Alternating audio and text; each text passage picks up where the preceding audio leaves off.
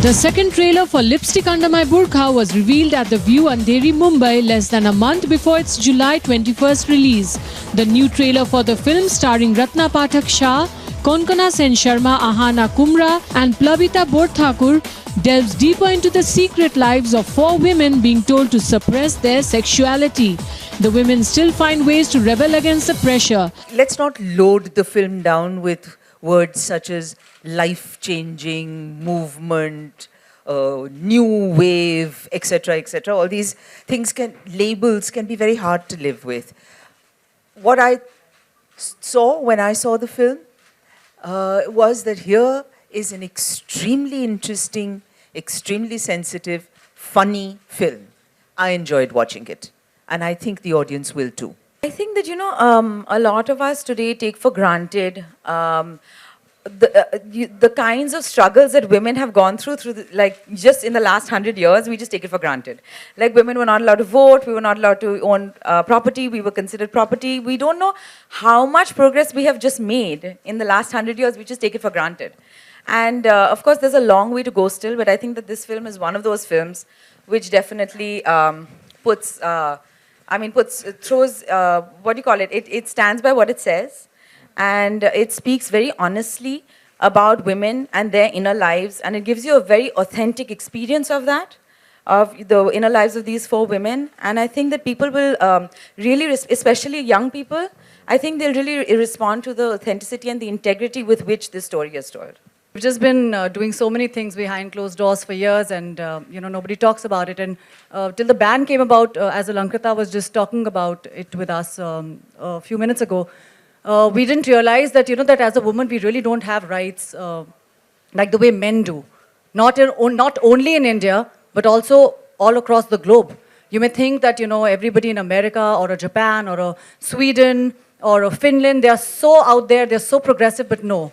A woman is still where she is supposed to be in all these countries. So India alone is not fighting this battle. I think the whole world is fighting this battle, especially America right now, who used to think they're so progressive. So I actually saw a different side to the film. So it's very important right now for women to own their sexuality and be out there, because we really deserve it. I think none of us had ever thought that it's going to be like this. So I first watched the film at the Tokyo International Film Festival.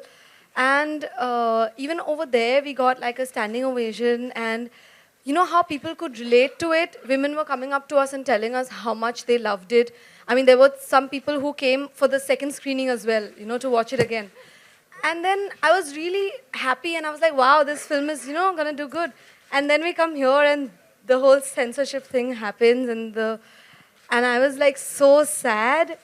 But then the way everyone supported, it was amazing. Like, I was like, that is when it was like, okay, we have to get out there. And everyone needs to watch this film. The film ran into a massive roadblock a few months ago with the Central Board of Film Certification, which refused to certify the film due to its lady-oriented content, abusive words and audio pornography.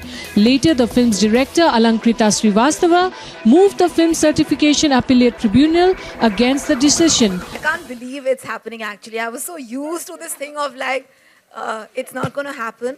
And I think it's really, really wonderful that Ekta came on board, because I think that has really like made the whole release like so much fun. And that at least we're coming out with a lot of strength. So I feel after battling so much, I would have hated to have a very small kind of struggling to release kind of an energy with the film. So I feel like the film really deserves a wider audience.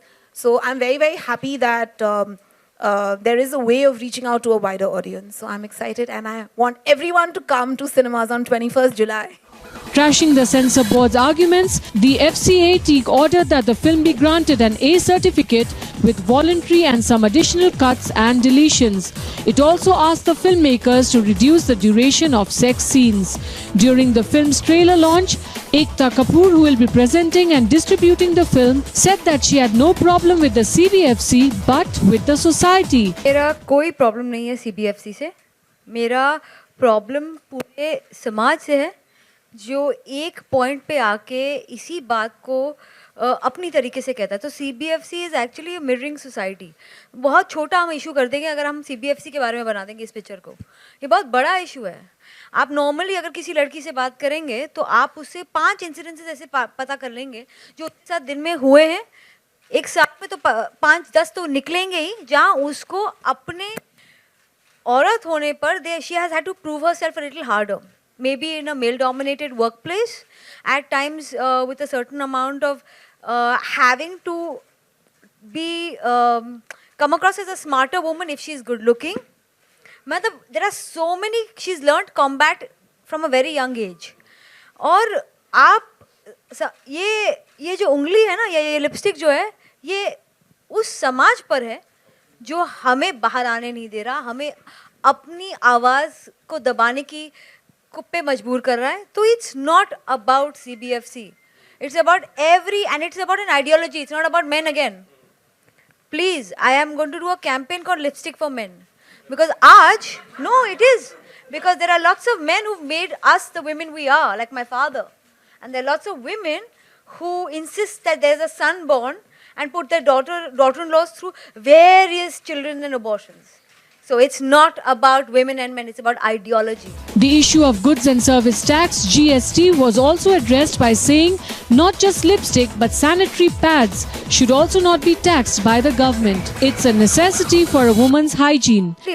But actually this is not the right platform to talk about this, because honestly I am not that well read about what really is being taxed and how much, but I definitely, on this issue I have heard a lot about.